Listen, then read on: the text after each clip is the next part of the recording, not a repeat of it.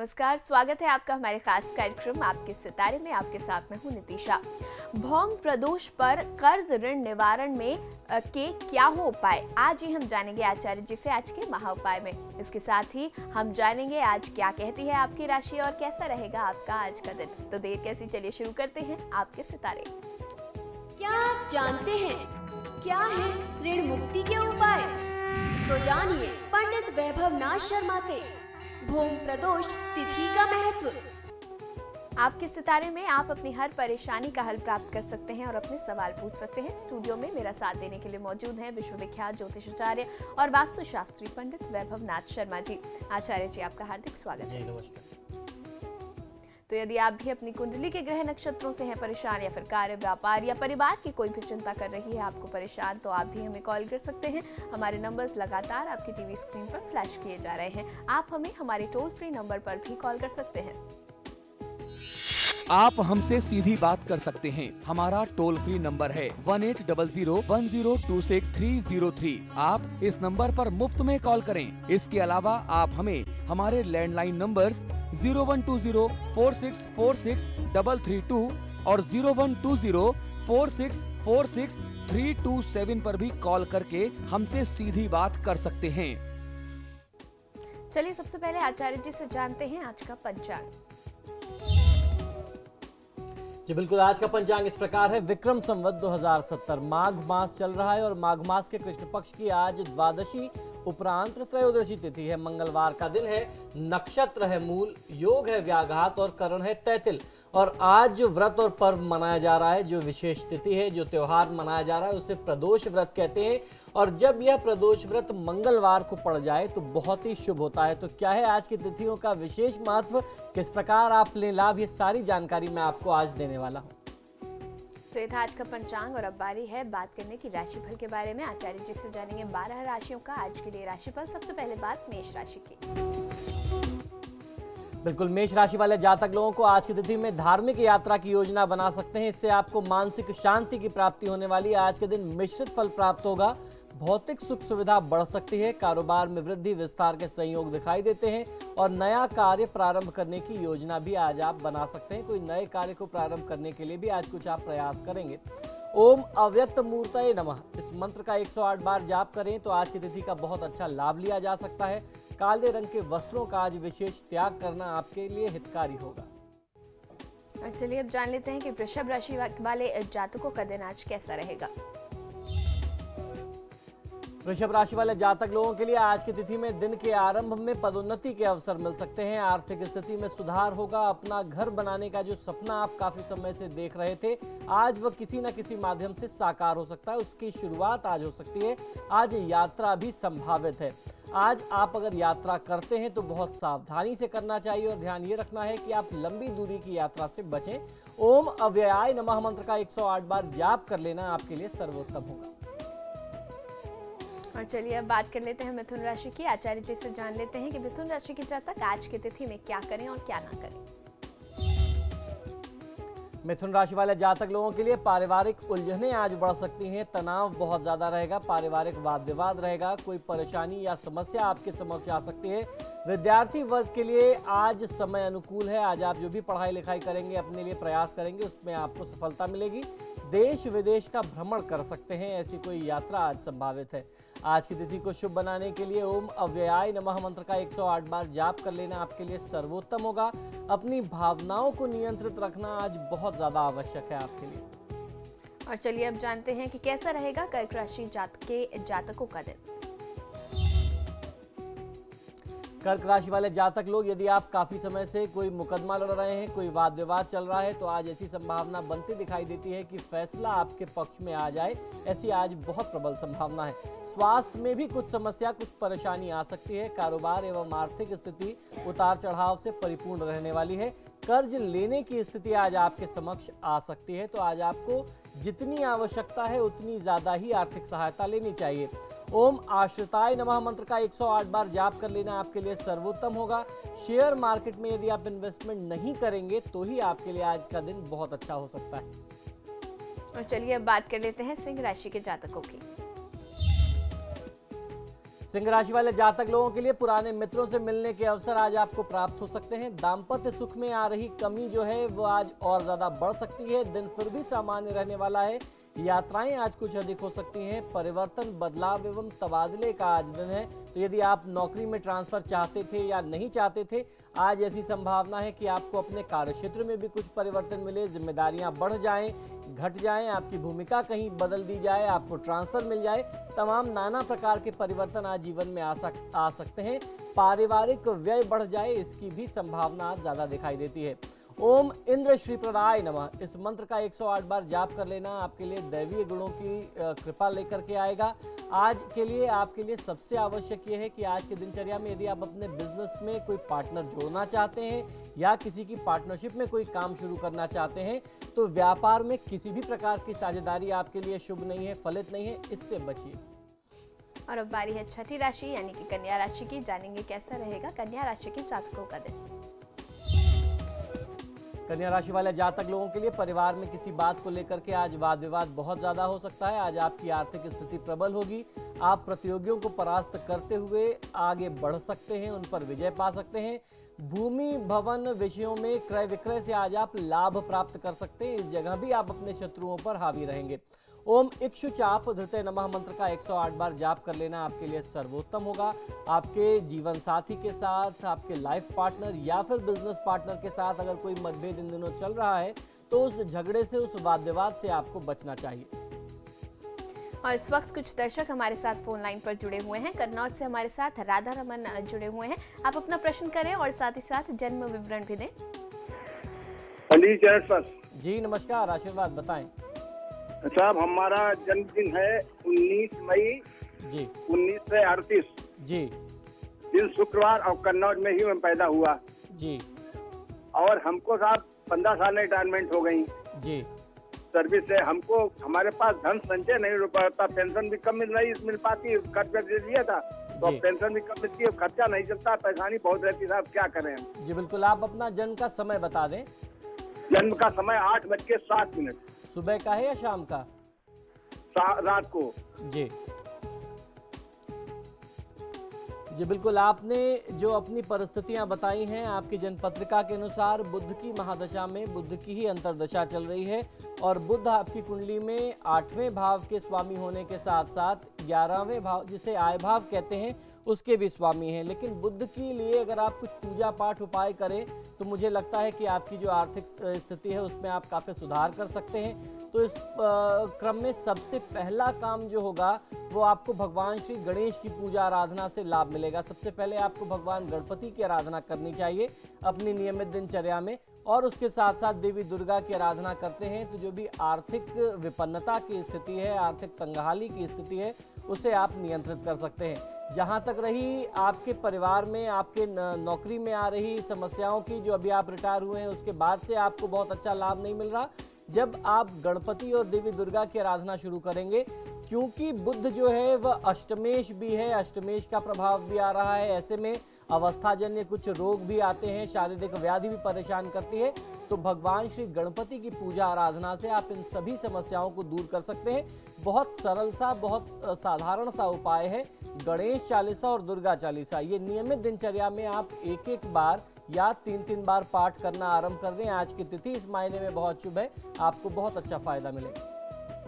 एक दर्शक हमारे साथ नैनीताल से जुड़ी हुई हैं। मंजू जी, आप अपनी समस्या बताएं, साथ ही साथ पूर्ण जन्म विवरण भी दें। हाँ जी पंडित जी नमस्कार। जी नमस्कार, बताइए। जी पंडित जी, मैं अपने भैया के बारे में पूछना चाहती हूँ। जी बिल्कुल बताएं। जी पंडित जी, इसका जन्म 5 नवंबर 1976 जी सुबह 6:35 पर। जी जी पंडित जी, ना तो इसका स्वास्थ्य सही रहता है, ना इसका काम ठीक चल रहा है। जी बिल्कुल, देखिए इनकी जन्मपत्रिका के अनुसार जी मैं समझ गया आपकी बात, आपकी भावनाएं आप आ गई हैं मेरे तक। चंद्रमा की महादशा में राहु की अंतर्दशा चल रही है। इनकी जन्मपत्रिका के अनुसार परिस्थितियां बहुत अच्छी नहीं है, लग्नगत है, लग्न में केंद्र में बैठा हुआ राहु और केतु ये परिस्थितियों को बहुत ज्यादा खराब कर रहा है। और इनकी कुंडली में कुछ संयोग ऐसा है कि लग्न में 4 ग्रहों का संयोग बन रहा है, मंगल, बुध, सूर्य और राहु। राहु ने इन तीनों चारों ग्रहों पर राहु केतु ने मिलकर के ग्रहण लगा दिया।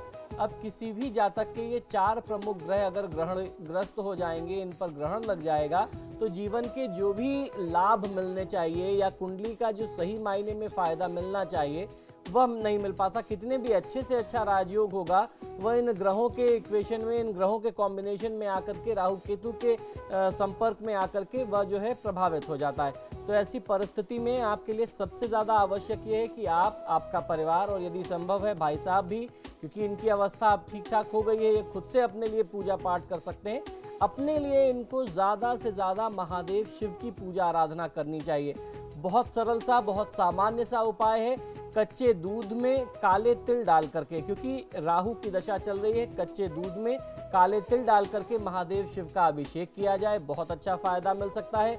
दूध का अभाव जिस दिन हो उस दिन जल में काले तिल डाल करके महादेव शिव का अभिषेक करें। और कभी भी शिव मंदिर जाएं तो थोड़ा सा कच्चा काला तिल उनके ऊपर अर्पित कर दें। इस प्रकार से तिल से जितना ज़्यादा से ज़्यादा महादेव का अभिषेक करेंगे, तिल मिश्रित जल से या दुग्ध से अभिषेक करेंगे, तो जो कुछ भी इनकी राहु से संबंधित समस्या है वो दूर होगी। दूध अर्पित करने के लिए इसलिए बताया क्योंकि चंद्रमा की महादशा चल रही है और चंद्रमा का नियंत्रण जो है किसी व्यक्ति की मनोदशा पर होता है। हम लोग अक्सर चर्चा करते हैं कि हमारा धर्मशास्त्र कहता है चंद्रमा मनसो जातक। जब चंद्रमा प्रभावित होगा, राहु के साथ अंतर्दशा में, महादशा में, अंतर्दशा में होगा, तो कहीं ना कहीं से व्यक्ति कितना भी प्रयास करने के बाद सफल नहीं हो सकता। तो ये छोटा सा उपाय आपके भाई साहब को निश्चित सफलता दिलाएगा। कार्यक्रम में फिलहाल एक छोटे से ब्रेक के लिए रुक रहे हैं, जल्द हाजिर होंगे और आचार्य जी से जानेंगे बाकी की 6 राशियों के लिए आज का राशिफल और साथ ही साथ महाउपाय।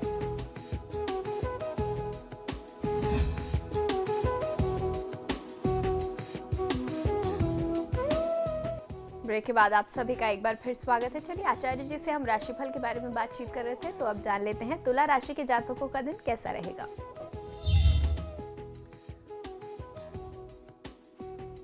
तुला राशि वाले जातक लोगों के लिए आज आर्थिक लाभ बढ़ेगा और आपका मन भी शांत रहेगा। काफी दिनों से मन में चंचलता थी, विचलित थे आप, आज मन शांत होगा।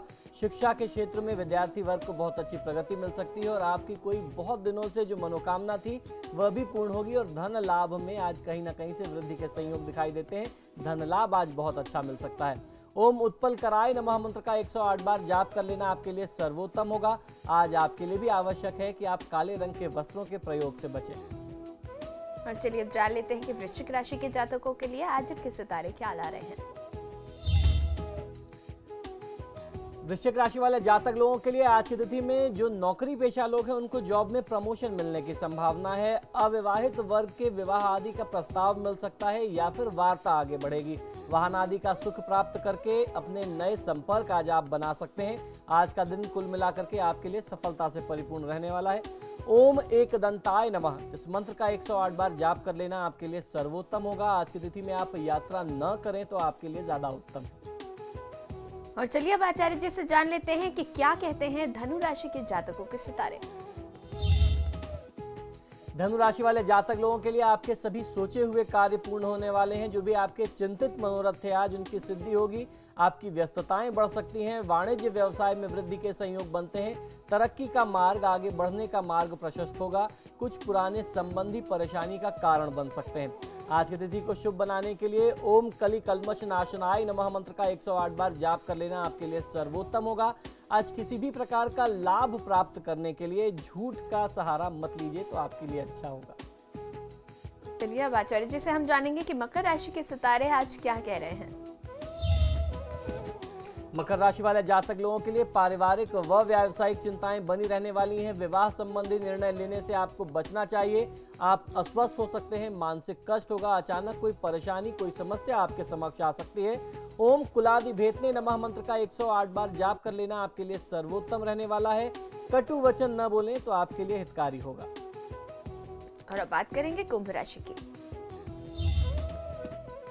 कुंभ राशि वाले जातक लोगों के लिए ऑफिस में किसी से आज झगड़ा हो सकता है। जो नौकरी पेशा लोग हैं आज उन्हें बहुत ही अपने आप को, अपने व्यवहार को, अपनी वाणी को नियंत्रित रखना होगा, सौम्य रखना होगा। बहुत संयमित व्यवहार करने की आवश्यकता है। आज कारोबारी आर्थिक स्थिति जो है वह उतार चढ़ाव से परिपूर्ण रहने वाली है। चोट चपेट, एक्सीडेंट, दुर्घटना इत्यादि का भय बना रहने वाला है। पारिवारिक व्यय, पारिवारिक खर्च आज बढ़ सकता है। ओम कालाय नमः मंत्र का 108 बार जाप कर लेना आपके हित में होगा। अत्यधिक साहसी कार्य करने से यानी रिस्क लेने से बचना चाहिए। और अब बारी है 12वीं राशि यानी कि मीन राशि। मीन राशि वाले जातक लोग आज आप जिस भी कार्य में हाथ डालेंगे आपको आज सफलता मिलने वाली है। गृह कलह से परिवार का वातावरण अशांत बना रह सकता है। आर्थिक स्थिति उत्तम रहने वाली है। वृद्धि में आपको आज बहुत अच्छी स्थिति बन सकती है। मित्रों व यात्राओं की आपकी बहुत अहम भूमिका रहने वाली है। यानी आपकी जो भी आर्थिक वृद्धि होगी, हर प्रकार की जो समृद्धि होगी, उसमें आपके मित्रों की भूमिका बहुत ज्यादा विशेष रहने वाली है। ओम भगवते वासुदेवाय नमः। ओम नमो भगवते वासुदेवाय नमः। इस मंत्र का 108 बार जाप कर लेना आपके लिए सर्वोत्तम होगा। आज झूठ नहीं बोलना चाहिए। और इस वक्त एक दर्शक हैं जो कि हमारे साथ फोन लाइन पर जुड़ी हुई हैं। आचार्य जी से अपनी समस्या का निवारण चाहती हैं। सोनी हमारे साथ अल्मोड़ा से हैं। सोनी जी, आप अपना प्रश्न करें और साथ ही साथ जन्म विवरण भी दें। पंडित जी नमस्कार। जी नमस्कार, बताएं। जी मैं अपने भाई के बारे में पूछना चाहती हूँ। जी बिल्कुल बताइए। उसका जन्म है 9 फरवरी जी सन 2001। जी। मैं जानना चाहती हूँ कि ये पढ़ने में कैसा रहेगा और मम्मी की सेवा करेगा या नहीं करेगा। जी बिल्कुल, आप मुझे इसका जन्म विवरण पूरा बताइए, जन्म का समय और स्थान भी बताइए।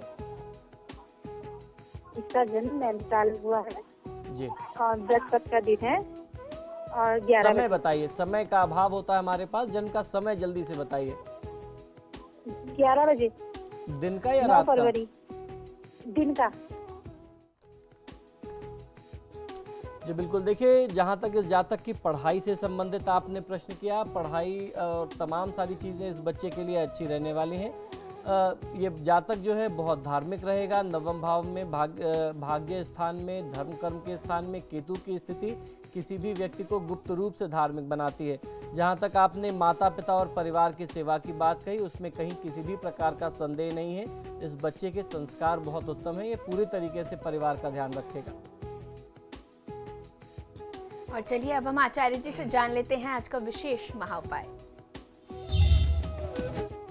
जी बिल्कुल, आज की तिथि बहुत ही विशेष है। आज है भौम प्रदोष। अब आप सोचेंगे कि ये भौम प्रदोष क्या होता है। भौम का अर्थ होता है मंगल, अर्थात मंगलवार का दिन। और ये प्रदोष की तिथि के बारे में हम लोगों ने अक्सर चर्चा की है कि प्रदोष की तिथि जो है महादेव शिव की बहुत ही विशेष तिथि है, जिसमें आप महादेव शिव और माँ पार्वती की पूजा आराधना करते हैं। और जब ये प्रदोष की तिथि मंगलवार को पड़ जाए तो ये बहुत विशेष हो जाती है। ऐसी स्थिति में आप कर्ज निवारण के अर्थात ऋण निवारण के बहुत सरल से बहुत आसान से उपाय कर सकते हैं। जिन लोगों के ऊपर लोन की कर्ज की स्थिति बहुत ज्यादा है, वह आज से इस उपाय को आरंभ करके अगर हर मंगलवार करें तो बहुत अच्छा फायदा मिलता है। अब आप सोचेंगे कि आज कर्ज निवारण के ही उपाय क्यों? क्योंकि देखिए, किसी भी व्यक्ति की आर्थिक संपन्नता में कई सारे ग्रहों की भूमिका होती है। उसमें बृहस्पति भी है, उसमें बुध भी है जो व्यापार का कारक है, और उसमें मंगल की भी भूमिका बहुत ही विशेष है। लेकिन जब ऋणों की बात आती है, इन सारे ग्रहों के साथ साथ मंगल की भूमिका बहुत विशेष हो जाती है। अगर किसी जातक की कुंडली में मंगल की स्थिति नहीं होगी बहुत अच्छी, तो वह जातक जो है हमेशा कर्ज के बोझ के तले दबा रहेगा। उसके ऊपर लगातार लोन जो है वह बढ़ता रहेगा, डेप्थ उसके ऊपर बढ़ता चला जाएगा। तो ऐसे में आज की तिथि बहुत विशेष महत्व रखती है। प्रदोष की तिथि महादेव शिव की प्रिय तिथि है, और जब यह मंगलवार को पड़ जाए तो इस तिथि का महात्म और भी कहीं ज्यादा, कई गुना बढ़ जाता है। यदि कोई व्यक्ति ऋणग्रस्त हो तो ऋण मुक्ति के उपाय, बहुत सरल से छोटे से उपाय इस विशेष तिथि में बहुत ही विशेष प्रभावी होते हैं। तो आइए उन्हीं में से कुछ विशेष उपायों को मैं आपको आज बताता हूँ। आज जिन लोगों को अपने लिए कर्ज मुक्ति के उपाय करने हैं, या जो व्यक्ति किसी उचित मार्गदर्शन के इंतजार में थे या किसी एक अच्छी तिथि के इंतजार में थे जिससे आप कर्ज मुक्ति के उपाय आरंभ कर सकें, तो आज की तिथि बहुत ही विशेष है। अब मैं आपको बताता हूं आज से आपको किस प्रकार से इन उपायों को आरंभ करना है। आपको करना यह है कि आज भौम प्रदोष को कच्चे दूध में थोड़ी सी हल्दी मिला करके महादेव शिव का अभिषेक करें। अभिषेक करने के लिए उस कर्मकांड की पूरी विधिवत प्रक्रिया को पालन करना अनिवार्य नहीं है। आप किसी ग्लास में, किसी पात्र में, लोटे में, ग्लास में, कप में दूध लेकर के जाइए, उसमें एक चम्मच या आधा चम्मच आप हल्दी मिला लें। ओम नमः शिवाय बोलते हुए आप इस दुग्ध की धारा को अर्पित कर दें। इसी प्रकार से आपने अभिषेक कर लिया, ये मान लिया जाता है। और उसके अलावा महादेव को लाल चंदन का टुकड़ा अर्पित करना या लाल चंदन घिस करके लगाना, लेप करना लाल चंदन का, ऐसा करने से कर्ज में, ऋण की स्थिति में बहुत ज्यादा राहत मिलती है।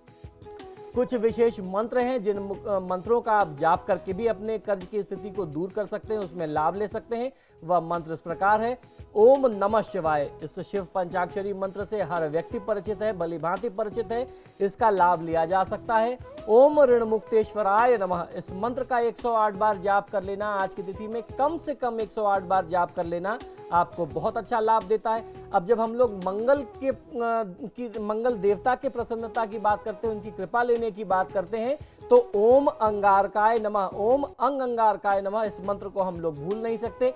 ये बहुत सरल लेकिन बहुत ही चमत्कारी मंत्र है। मंत्र पुनः सुन लीजिए। ओम अंगारकाय नमः। इस मंत्र का 108 बार जाप करेंगे तो भी आपको बहुत अच्छा लाभ मिलेगा।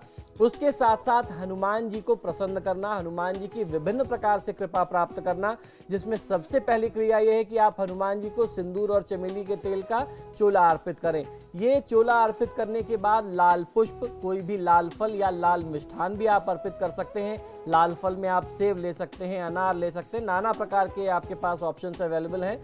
मिष्ठान में लाल पेड़ा अर्पित करना या बेसन के मोदक अर्पित करना बहुत ज़्यादा लाभकारी होता है।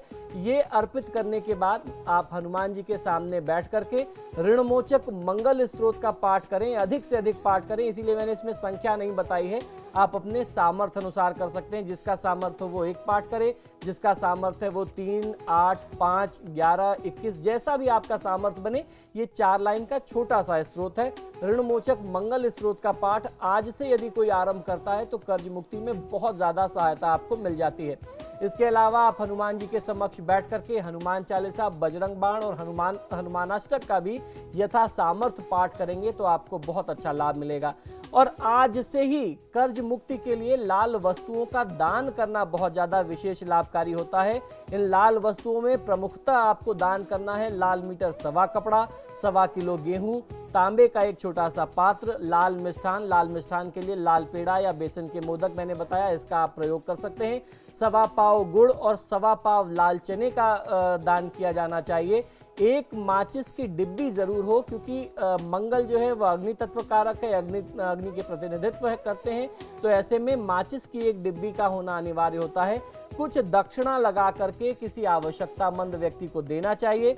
यूं तो हमारे धर्मशास्त्रों में ये ऐसा उल्लेख मिलता है कि अगर आप मंगल के लिए दान कर रहे हैं तो किसी क्षत्रिय को दान करें, क्योंकि मंगल जो है जाति से क्षत्रिय बताए गए हैं, देवताओं के सेनापति हैं। तो अगर क्षत्रिय व्यक्ति नहीं मिलता तो आप किसी भी व्यक्ति को दान कर सकते हैं। और अगर कोई क्षत्रिय व्यक्ति मिल जाए जो आवश्यकतामंद हो, जो सहर्ष आपके इस दान को स्वीकार कर ले, तो उससे उत्तम कुछ नहीं हो सकता।